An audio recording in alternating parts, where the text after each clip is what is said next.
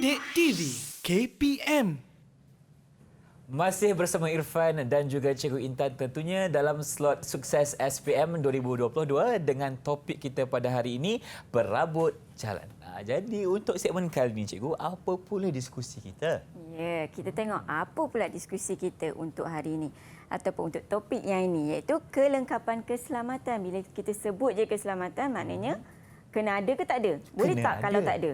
Bahaya kalau tak ada. Ya, bahaya kalau tak ada. Kita tengok apa itu kelengkapan keselamatan. Adalah meningkatkan tahap keselamatan pengguna jalan raya. Dia dipasang di bahagian pembahagi jalan, di bahagian tepi jalan dan juga di tepi tiang jambatan. Maknanya perlu ada kelengkapan keselamatan. Jom kita tengok apa contoh-contoh kelengkapan keselamatan. Okey, inilah contoh-contoh dia. Maknanya perlu ada berbendul, ada bonggol, rel adang, jalur derum dan sebagainya lah. Apa akan jadi pada jalan kita kalau tak ada kelengkapan keselamatan ni?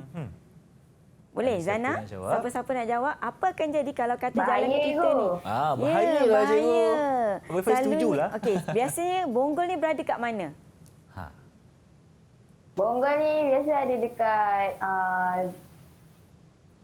taman perumahan ni kot. Dekat taman rumah-rumah. perumahan. Kenapa kena ada kat taman perumahan ni? Selalu kita nampak.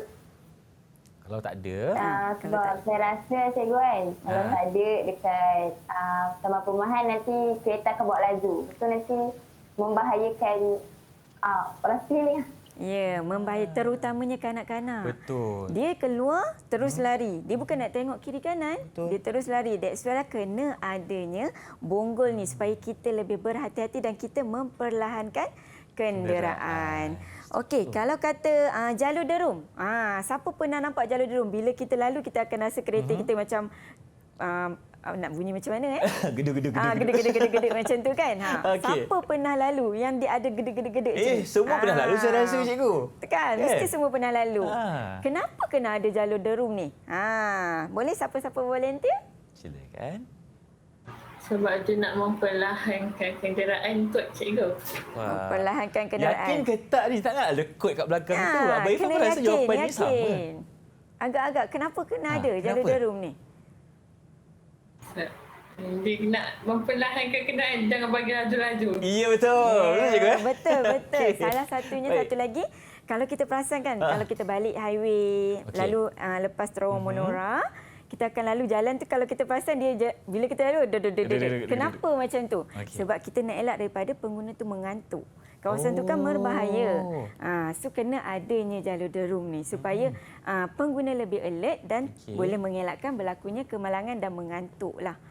Dari mana tahu fungsi yang pasal mengantuk ya, ni? Kan, dia macam Baru. gedek-gedek. Kita pun rasa macam, bukan kita je, kalau bawa anak pun anak-anak akan tanya, kenapa bunyi macam tu kan? Sebabnya dia adalah fungsi dia. Okey, kita pergi kepada contoh soalan. Okey, siapa volunteer? Okey, silakan untuk soalan seterusnya. Okey, Syaz. Baca dan jawab soalan. Silakan. Kelengkapan keselamatan dipasang bagi meningkatkan tahap keselamatan pengguna jalan raya. Nyatakan 3 kelengkapan keselamatan yang terdapat di jalan raya. Yang pertama, kita ada berbendul. Okey, lagi? Kita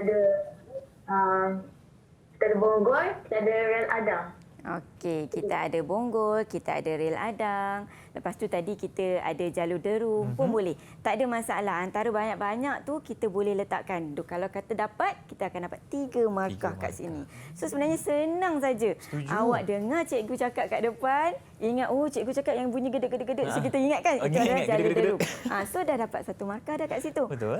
Okey, so sangat senang nak skor PKA ni. Tak susah. Okey, kita pergi kepada kemudahan jalan. Apa itu kemudahan jalan? Kita tengok. Kemudahan jalan adalah lampu jalan dan juga telefon kecemasan. Okey, Irfan pernah guna tak telefon kecemasan? Belum pernah lagi, tapi kawan Irfan pernah pakai sebab dia punya tayar pecah dekat jalan. Ya, berlakunya kerosakan pada kereta kita. So that's why kita guna telefon kecemasan. Macam saya sendiri pun tak pernah guna. Dulu macam terfikir-fikir, macam mana nak guna telefon kecemasan? Macam mana nak bagi tahu kita kat mana? Nanti kita tengok macam mana. Okey, kita pergi yang pertama iaitu lampu jalan. Okey, lampu jalan ni apa kegunaan dia? Adalah untuk meningkatkan jarak penglihatan pengguna pada waktu malam, terutamanya pada kawasan persimpangan, selekor dan juga bulatan. Sebab kawasan itu adalah kawasan yang sering berlakunya kemalangan kalau kata berada dalam keadaan gelap. That's why kita kena pasang lampu jalan. Dan kita tengok lampu jalan ni sebenarnya ada banyak jenis juga. Betul. Yang kita tahu pendeflor kan dan sebagainya kan. Okey, kita tengok apa itu lampu jalan. Yang pertama kita ada lampu pendeflor. Okey, itu yang biasalah Yang cikgu. biasalah. Yang kedua kita ada lampu wap sodium dan yang ketiga kita ada lampu wap raksa. Setiap lampu ni sebenarnya dia ada kegunaan dia. Okey, contohnya pada lampu wap sodium ni yang color kuning yang biasa kita nampak. Warna kuning? Ya, yang warna kuning yang biasa kita okey. nampak itu adalah lampu wap sodium. Kalau yang raksa ni biasanya dia color putih dan biasanya dia terletak di tol-tol. Kalau kita perasan kat tol, lampu dia sangat terang.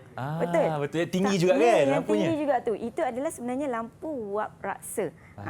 Itu adalah dari segi lampu jalan. Okey, kita pergi kepada contoh soalan untuk lampu. Boleh siapa volunteer?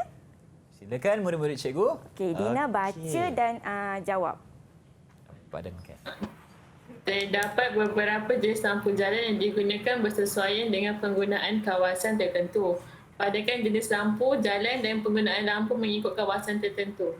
Memancarkan warna kekuningan dan dapat dilihat dari jarak jauh. Sesuai digunakan di sepanjang jalan raya. Lampu lampu wap apa? sodium. Betul tak? Okey, betul. Lampu wap sodium. Okey, yang kedua. Memancarkan warna putih yang terang dan mempunyai jangka hayat yang panjang. Sesuai dipasang berhampiran kawasan berlibelah atau premis perniagaan. Lampu pendaflor. Okey, betul tak lampu pendaflor? Ya, betul. Yang terakhir. Memancarkan warna putih yang terang dan mempunyai jangka hayat yang panjang. Sesuai dipasang berhampiran kawasan berlibelah atau premis perniagaan. Lampu wap raksa. Okey, ini juga boleh digunakan di lampu wap raksa. Digunakan pada highway yang saya cakap tadi itulah. Boleh juga guna lampu Plaza wap Tol, raksa. cikgu, kan? Ya. Okey, seterusnya kita pergi kepada telefon kecemasan. Kita nak tahu cikgu, macam mana kita nak tahu kat mana kita berada sebenarnya? Ya, betul. Okey, dia digunakan semasa kecemasan seperti kereta rosak ataupun berlaku kemalangan yang memerlukan bantuan peronda. Berada pada setiap 2 km, Irfan. Setiap 2 km Ada kita satu? akan ada telefon kecemasan. Okey. Saya cuba juga dari rumah saya Seremban ke PD. Saya masuk highway. Tapi memang betul lah, 2 km. Setiap 2 km adanya Mana? telefon kecemasan. Cikgu dah check dah? Saya dah check dah. Okey, betul lah Okey. ni. Memang 2 km di sepanjang lebuh raya. Dan pihak peronda, dia boleh mengenal pasti lokasi kita. Okey. Secara automatik. Maknanya pengguna tak perlu bagi tahu. Dia dah tahu dah kawasan tu kat mana. So dah tak tertanya lagi lah saya. Terjawab dah persoalan saya terjawab tu, dah cikgu. sudah persoalan saya. Ni mana sebelum ni saya tanya macam mana nak bagi tahu kat Kan. mana kan. Kita Saya tak pun tahu. muskil juga. Kan muskil juga. Lebuh raya kan panjang. Kita tak tahu kita berada di kilometer mana. Sebenarnya peronda dia dah tahu dah secara automatik. Okey, ini adalah contoh telefon kecemasan yang biasa kita nampak dia berwarna oranye. Betul, Okey, cikgu. kita pergi kepada soalan yang seterusnya. Okey, siapa-siapa volunteer? Okey, silakan murid cikgu. Saya, cikgu. Okey, Silakan Rana. Fazana. Ini yang semangat yang kita nak ni. Baca soalan dan terus jawab. Lengkapkan pernyataan berikut. Telefon kecemasan digunakan semasa berlaku kecemasan seperti kereta rosak dan berlaku kemalangan. Okey, berlaku. Ia berada Betul. pada setiap 2 km sepanjang lebuh raya. Pihak peronda boleh mengenal pasti lokasi secara automatik tanpa perlu dimaklumkan oleh pengadu. Ya, betul. Kalau Fazana boleh jawab ni masa exam nanti, so 4 markah dah untuk Fazana. Senang-senang je cikgu kan. Senang je Tapi bila kan? tengok dia jawab pun memang yakin. Ya, betul. Sebab kita dah tahu, oh dia 2 km, lepas tu peronda tahu secara automatik dan digunakan semasa berlaku kereta rosak dan juga berlakunya kemalangan. Kita ingat yang tu sudah boleh skor pada soalan berkaitan dengan telefon kecemasan. Okey, ini adalah contoh untuk soalan bahagian B. Bila soalan bahagian B ni biasanya 15 markah, Irfan. 15 markah? So, Okey, bila banyak 15 tu. markah, dia banyaklah sikit dia punya jawapan. Okey, contoh dia macam diberi, dia akan bagi satu gambar dan pelajar perlu analisis gambar berkenaan. Maknanya kena tahu kawasan ni berada di mana. Adanya sekolah, adanya hospital dan pelajar. Kita tengok pula soalan dia macam mana. Okey, dia cakap berikan cadangan dan justifikasi tanda lalu lintas yang sesuai bagi jalan raya tersebut. Tadi kita nampak dia ada simpang 4, lepas tu dia ada sekolah, dia ada hospital. So pelajar kena analisis dan kena kenal pasti dan juga buat cadangan dan justifikasi. Maknanya bila ada cadangan, pelajar kena cadangkan tanda lalu lintas apa yang sesuai. Okey, itu baru cadangan. Lepas tu dia kena justifikasi pula. Kenapa? Mengapa? Yes, betul Irfan. Kenapa kenapa dia cadang tanda tersebut? Kena bagi tahu. Yang ni saya akan bagi tahu macam mana teknik nak jawab dia. Okey, yang soalan B, kenal pasti 3 tanda jalan yang sesuai bagi jalan raya tersebut. Pelajar jangan tersalah. Tanda jalan dan juga tanda lalu lintas. Kadang dalam soalan dia minta tanda lalu lintas, kemudian dengan tanda jalan. Pastikan pelajar dapat bezakan. Tanda lalu lintas yang banyak-banyak tadi. Ada tanda amaran, tanda larangan dan sebagainya. Kalau tanda jalan, yang berkaitan dengan yang berada di atas permukaan. Garisan tengah ke garisan lintasan berjalan kaki dan sebagainya. Okey, kita tengok contoh jawapan dia macam mana.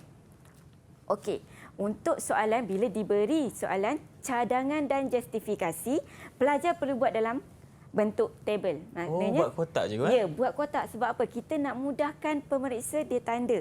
Jangan kita buat bentuk ayat tanda larangan, kat atas kita buat cadangan, kat bawah kita buat justifikasi. Agak-agak pemeriksa susah tak nak? Susah cikgu. Ya, susah. That's why lah kita kena buat dalam bentuk tabel macam ni. Kita bagi satu cadangan, contohnya tanda larangan beri laluan. Lepas tu kita justifikasikan dia. Kenapa? Untuk beri keutamaan laluan pada ambulans. Itu contoh dia. Lepas tu kita ada tanda larangan meletak kenderaan. Kenapa kita cadangkan? Sebab larangan meletak kenderaan di bahu jalan kawasan hospital. Kalau kata kita letak, akan berlakunya kesesakan lalu lintas dan menyebabkan ambulans tak boleh sampai pada masanya dan seterusnya. Ini adalah contoh-contoh cadangan dan perlu buat justifikasi. Ingat, kalau diberi soalan cadangan dan justifikasi, buat dalam bentuk tabel. Buat cadangan, sebelah dia justifikasi. Tanya balik kat kita. Kita cadang. Kenapa kita cadang? Betul. Kita justifikasikan dia. Kenapa? So kalau kata dah boleh jawab ni, dah boleh jawab, dapat 13 markah. Wah, senang-senang juga. 12 markah dah boleh dapat kat sini. Yang paling penting kena ada rasionalnya ataupun sebab kenapa. Ya, sebab kenapa. Kadang kita buat ayat kita sendiri, Fan. Tak ada masalah pun buat ayat sendiri. Boleh je terima. Janji tak larilah sangat. Walaupun kita guna ayat sendiri, tak ada masalah. Okey, untuk soalan yang seterusnya, kenal pasti 3 tanda jalan raya. Ini tanda apa yang sesuai ada pada yang kita cadangkan pada gambar rajah yang diberi. Tanda jalan. Ya, tanda jalan. Ingat tadi tanda lalu lintas, ini adalah tanda jalan. Yang pertama mestilah kena ada garisan tengah jalan. Kalau tak nanti semua ingat tu jalan dia. Betul. Sebab tak ada garisan tengah jalan. Habis. Bahaya. Semua orang nak rasa menang. Okey. So yang kedua kita kena ada garisan larangan berhenti. Kena ada juga pada persimpangan tadi tu. Okey, yang seterusnya kena ada tanda lintasan pejalan kaki sebab kita berada pada kawasan sekolah, memudahkan pelajar untuk melintas. Okey? Ingat ni kalau kata diberi cadangan dan justifikasi, buat dalam bentuk tabel, okey? Jangan buat dalam bentuk ayat. Baik, untuk memudahkan pemeriksa juga dan untuk anda mendapatkan markah yang maksimum. Ya, betul. Terima kasih Cikgu Intan untuk penjelasan di segmen ini. Jadi sekarang ini kita ingin berhenti berehat seketika. Teruskan bersama kami dalam Sukses SPM 2022. Didik TV KPM